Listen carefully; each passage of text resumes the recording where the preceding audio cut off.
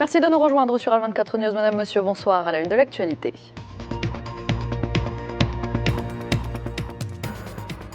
L'occupation sioniste continue d'assiéger l'hôpital Shifa et fait des dizaines de victimes et de blessés. Le camp de réfugiés de Nusayrat a lui aussi été la cible de l'aviation sioniste.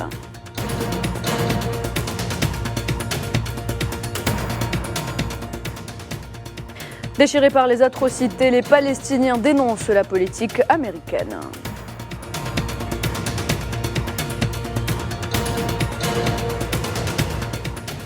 Face à la pénurie de carburant et aux destructions massives de l'infrastructure de base, les Razaouis se tournent vers le vélo pour se déplacer faute de mieux.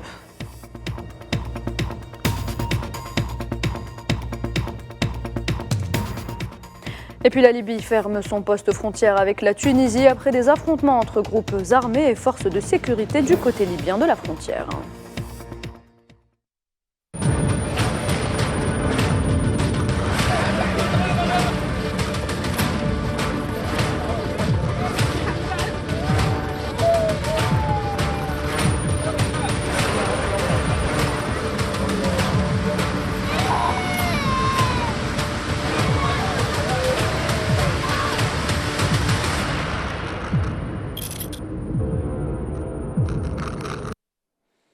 Bienvenue à toutes et à tous. Si vous nous rejoignez, l'occupation sioniste continue d'assiéger l'hôpital Shifa, le plus grand de Gaza, et fait une fois de plus des dizaines de victimes et de blessés. L'armée sioniste affirme vouloir, je cite, attaquer tous les endroits où le Hamas tentera de se rétablir. On rappelle que l'attaque de l'hôpital Shifa a été justifiée par la prétendue présence de membres de la résistance palestinienne dans les bâtiments.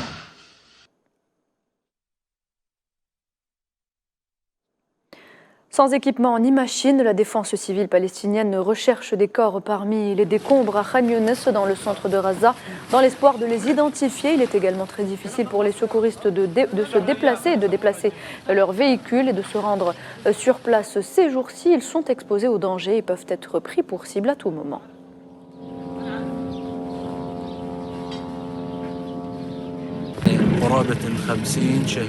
Une cinquantaine de corps ont été récupérés dans les décombres en 4-5 jours. La mission de la protection civile est de récupérer les corps, tandis que celle de l'unité de preuve médico-légale est de les consigner.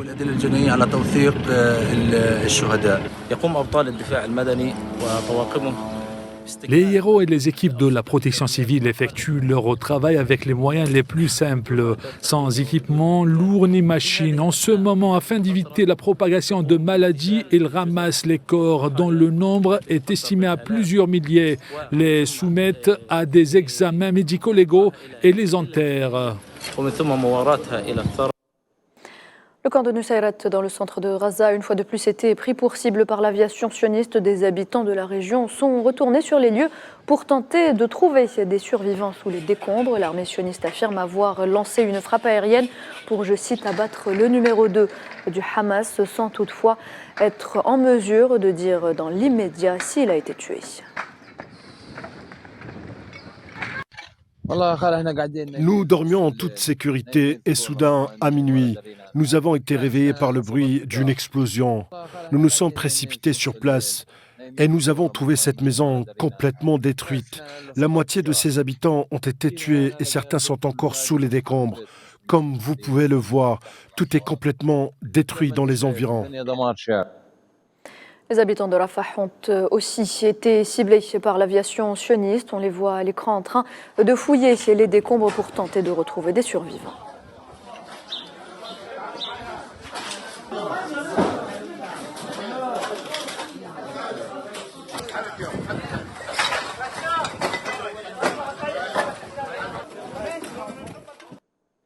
Une opération sioniste donc dans la ville de Rafah a entraîné des destructions majeures et des atrocités sans précédent dans le conflit. C'est ce qu'a déclaré mardi le porte-parole du ministère des Affaires étrangères du Qatar. Nous avons mis en garde et nous continuerons de mettre en garde contre le fait que toute attaque contre Rafah aggravera considérablement la situation humanitaire et entraînera des atrocités jamais vues auparavant dans cette terrible crise, avec le nombre d'atrocités incroyables qui ont eu lieu. Les Palestiniens n'ont donc aucun répit depuis maintenant plus de 5 mois. Pas un seul jour ne passe sans qu'ils ne pleurent un proche tué par l'armée de l'occupation. Suite aux frappes qui ont ciblé Rafah durant ces dernières 24 heures, plusieurs Palestiniens ont été tués.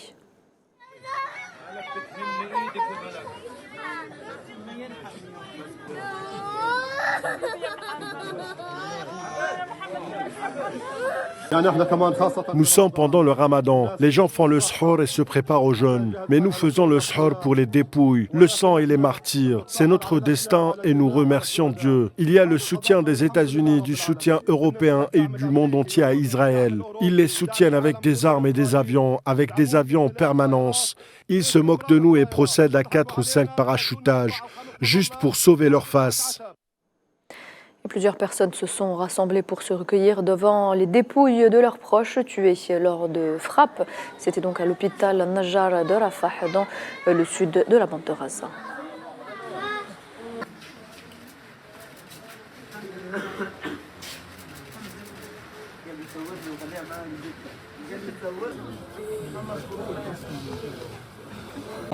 Pendant cette guerre, ma famille élargie a été touchée à 4 reprises. Nous avons subi des massacres et certaines familles ont été rayées des registres d'état civil.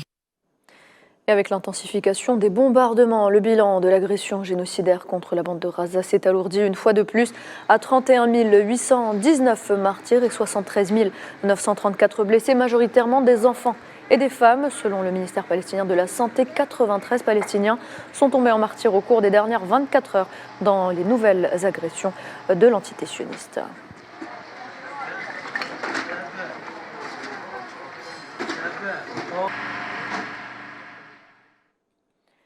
Nous le disions en titre, déchirés par la guerre, les Palestiniens de Gaza accusent les États-Unis de complicité avec l'entité sioniste pour prolonger le conflit dans l'enclave et les souffrances qui sont infligées aux civils. Les détails avec Amela Meziane-Zitouni. Alors que l'offensive militaire sioniste sur Gaza fait rage, les négociations pour un cessez-le-feu sont en cours en ce mois sacré du Ramadan. Les habitants de Gaza ont peu d'espoir qu'un accord soit conclu dans un avenir proche. Et nombreux pensent que rien ne se fera sans l'approbation des États-Unis. Les États-Unis contrôlent la région. Ils peuvent arrêter la guerre dans les 24 heures, mais ils ne le veulent pas. Ils essaient de montrer qu'ils aident le peuple palestinien, simplement pour jeter du sable aux yeux du monde et paraître enthousiastes. Mais la vérité est qu'ils sont plus complices du crime qu'Israël elle-même, ou pire encore. Les signes de contradiction dans la position américaine sont nombreux. Larguer des aides alimentaires dans le nord de l'enclave palestinienne, tout en fournissant en même temps des armes à l'entité sioniste pour plus de génocide et de crimes. L'Amérique essaie de protéger son image devant le monde et devant le peuple américain en essayant d'introduire de l'aide par l'humiliation aérienne des Palestiniens affamés à Gaza ou par la route maritime ou les passages entre Gaza et le pays arabe voisin. D'un autre côté, l'Amérique soutient Israël avec des armes qui sont utilisées pour exterminer des innocents dans la bande en utilisant son droit de veto pour ne pas arrêter la guerre à Gaza. Bon nombre d'ambassadeurs et d'analystes sont unanimes à dire que les États-Unis ont rendu le Conseil de sécurité de l'ONU totalement inefficace en annulant toute chance d'adopter une résolution de cessez-le-feu. Washington a transformé le Conseil de sécurité d'un conseil dont la mission est de maintenir la paix et la sécurité internationale en quelque chose qui ressemble à une institution purement américano-israélienne. Face aux résolutions pertinentes exigeant l'arrêt des meurtres et des massacres, les États-Unis ont opposé leur veto à 4 reprises. Dans un contexte de grave pénurie de nourriture, d'eau et de médicaments et d'autres produits essentiels, des morts massives imminentes seraient inévitables sans un cessez-le-feu immédiat et un afflux de nourriture dans la bande de Gaza. Le Conseil de sécurité des Nations Unies ne peut pas continuer à procrastiner et doit prendre des mesures immédiates permettant un cessez-le-feu à Gaza et l'accès à l'aide humanitaire aux civils palestiniens. C'est ce qu'a déclaré Nicolas de Rivière, l'ambassadeur de la France à l'ONU.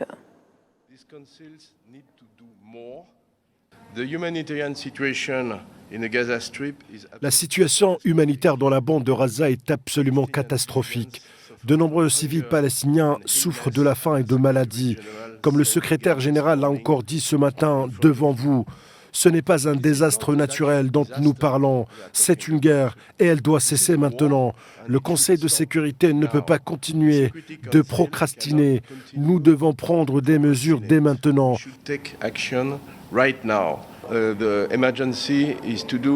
L'urgence est de faire ce que je viens de dire, un cessez-le-feu immédiat pendant le Ramadan et un accès humanitaire complet.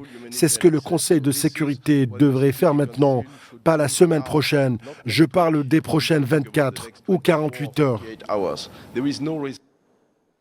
Les Palestiniens vivent dans des situations des plus précaires. Une famille vit d'ailleurs dans une tente sur les décombres de sa maison détruite à Jabalia dans le nord de Raza. Ils affirment être revenus après le départ des soldats sionistes et ont retrouvé leur maison en ruine.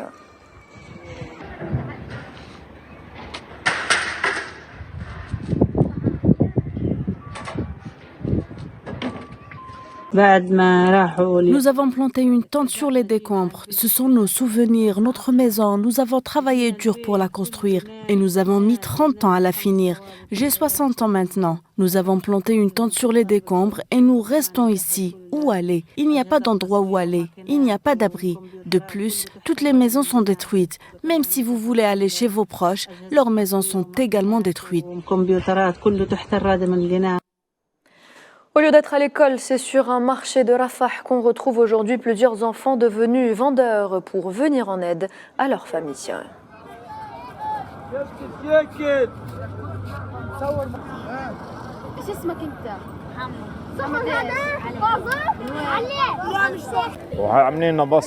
Nous avons monté ce petit stand pour nous divertir et gagner notre vie et celle des enfants. Comme vous le voyez, nous souffrons. Aucune aide ne nous parvient. Ce ne sont que des mensonges. L'aide n'est donnée qu'à certaines personnes. Nous n'en voyons pas la couleur. Nous essayons donc de gagner 20 shekels pour que nous et les enfants puissions vivre. Cela apportera aussi un peu de joie et les aidera à oublier la guerre et leur peur. J'ai 13 ans, je vends des écharpes pour améliorer notre situation financière en pleine guerre, car nous avons été déplacés de Khan Younes. Je viens aider mon père en me faisant un peu d'argent, d'autant plus qu'il n'y a pas de salaire en ce moment. Je fournis donc un revenu et d'autres nécessités pour ma famille. Je viens tôt le matin pour vendre mes produits et je rentre chez moi vers le coucher du soleil.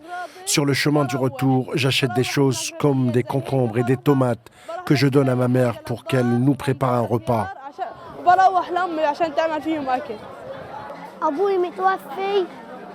Mon père est décédé, je travaille avec mon oncle et je subviens aux besoins de ma famille.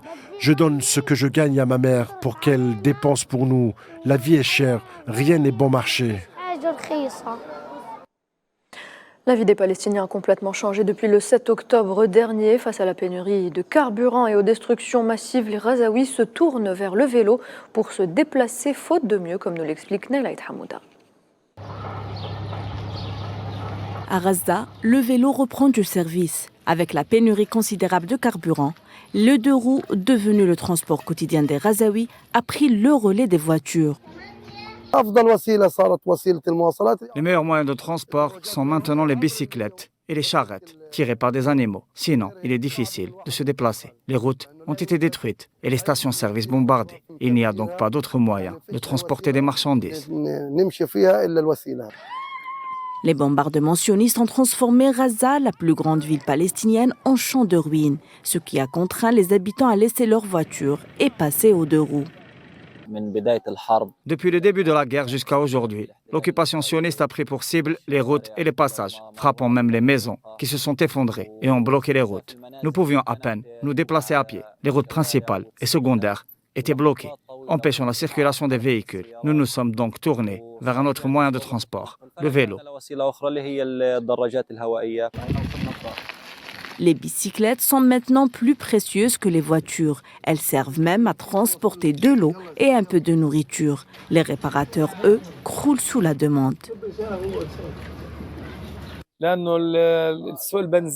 En raison de la pénurie du carburant, les personnes qui avaient des voitures les ont garées et ont commencé à récupérer leurs vieilles bicyclettes ainsi que celles de leurs enfants.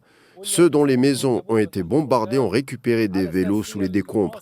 car c'est devenu le seul moyen de transport pour les gens de vaquer à leurs occupations, de faire leurs courses et de parcourir de longues distances. Il existe une demande de service de réparation de bicyclettes.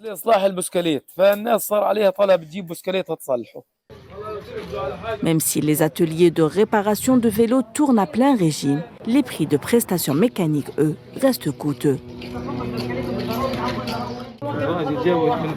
Ce vélo a été récupéré sous les décombres et nous essayons de les réparer. La situation est difficile et les pièces détachées sont chères. Nous essayons donc de minimiser les coûts. Puisse Dieu soulager notre peine en aidant les gens. Les vélos ont retrouvé donc leur usage dans la bande de Gaza. En cette période génocidaire, ils ont pris la place des charrettes tirées par des animaux qui ont longtemps été le moyen de transport privilégié des habitants de l'enclave. En Cisjordanie occupée, les forces d'occupation sionistes ont pris d'assaut ce mardi à l'aube le camp de Balata, à l'est de la ville de Naplouse. Selon l'agence de presse palestinienne Wafa, des patrouilles de l'armée d'occupation renforcées par des bulldozers militaires ont fait irruption dans le camp depuis le poste de contrôle d'Awarta. Au milieu des tirs nourris, les forces d'occupation se sont largement déployées à proximité du centre culturel de Yafa, à des services du comité populaire et du marché.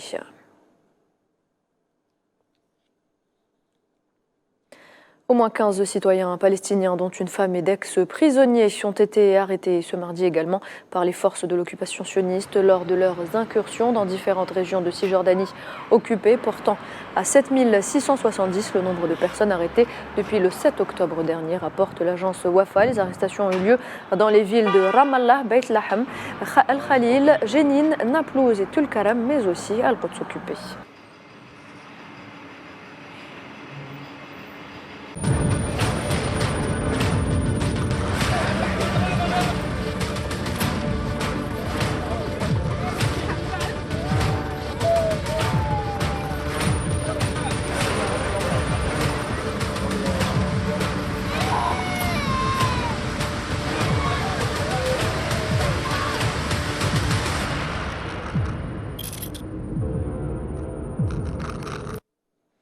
Dans l'actualité également, le chef de la diplomatie algérienne Ahmed Attaf a reçu un appel téléphonique de son homologue slovaque. Les deux parties ont passé en revue les efforts déployés par l'Algérie dans le cadre du Conseil de sécurité des Nations Unies en vue de mettre un terme à l'agression sioniste continue contre le peuple palestinien et ont exprimé leur soutien commun à la priorité d'imposer un cessez-le-feu à la bande de Gaza.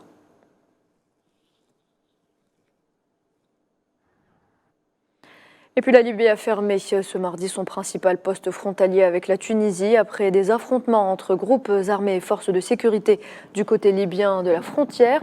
Le ministère libyen de l'Intérieur a indiqué dans un communiqué que cette fermeture vise à permettre la mise en place de dispositions sécuritaires et à assurer son bon fonctionnement sous l'autorité de l'État.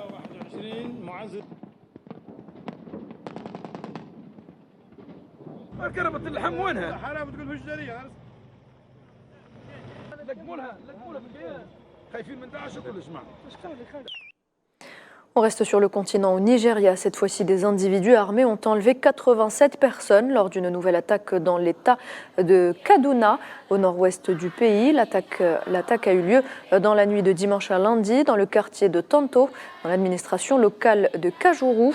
Les assaillants ont également pillé des magasins locaux avant de s'enfuir avec les victimes. Les habitants de la région reprochent aux services de sécurité de ne pas avoir réagi à temps pour sécuriser la zone et protéger les populations face à ces attaques criminelles. Il s'agit de l'un des nombreux enlèvements perpétrés par des groupes armés et terroristes au Nigeria. Et il intervient 2 semaines seulement après un autre enlèvement de masse dans la région.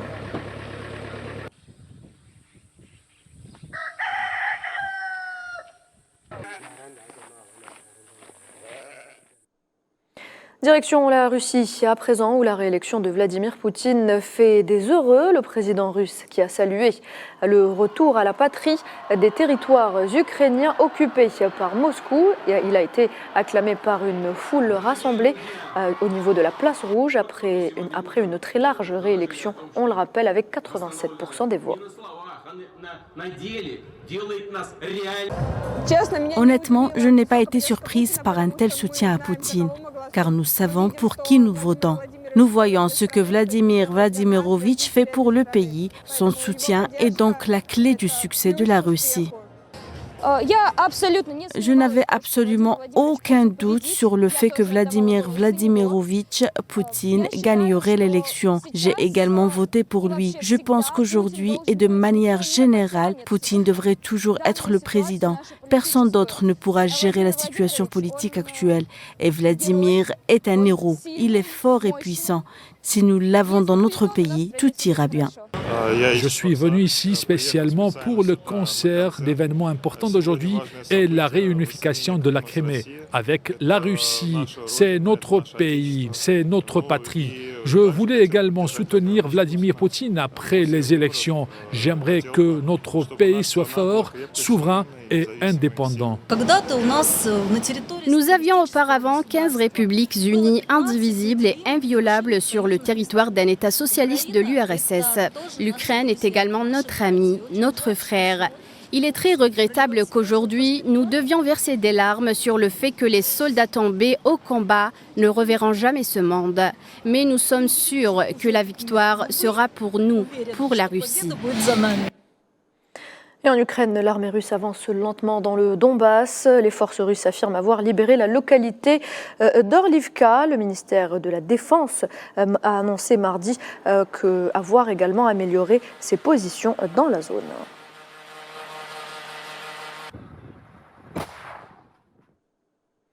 En Haïti, 15 corps sans vie ont été retrouvés ce lundi dans une banlieue apaisée de Port-au-Prince où des membres de gangs ont mené des attaques au moment où les Haïtiens attendent la mise en place d'un conseil de transition.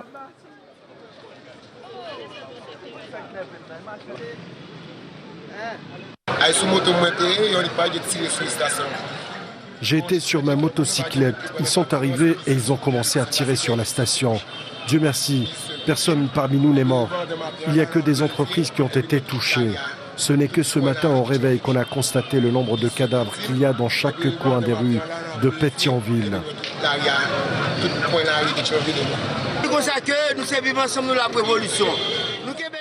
Vous dites que vous êtes pour le vivre ensemble et que vous êtes pour la révolution. Pourtant, vous vandalisez tout.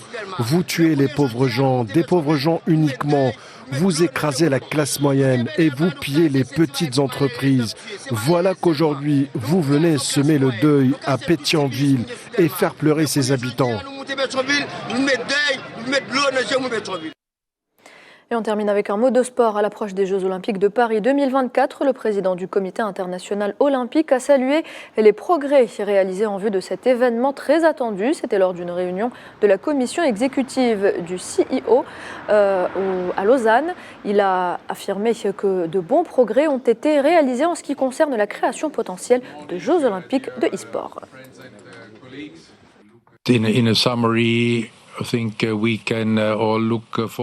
En résumé, je pense que nous pouvons tous envisager ces Jeux Olympiques avec beaucoup de confiance et d'impatience.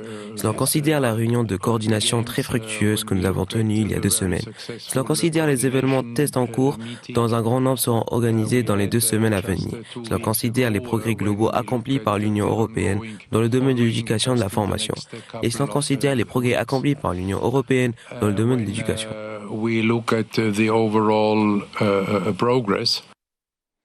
Et voilà, c'est la fin de cette édition. Merci de l'avoir suivi. Très bonne soirée.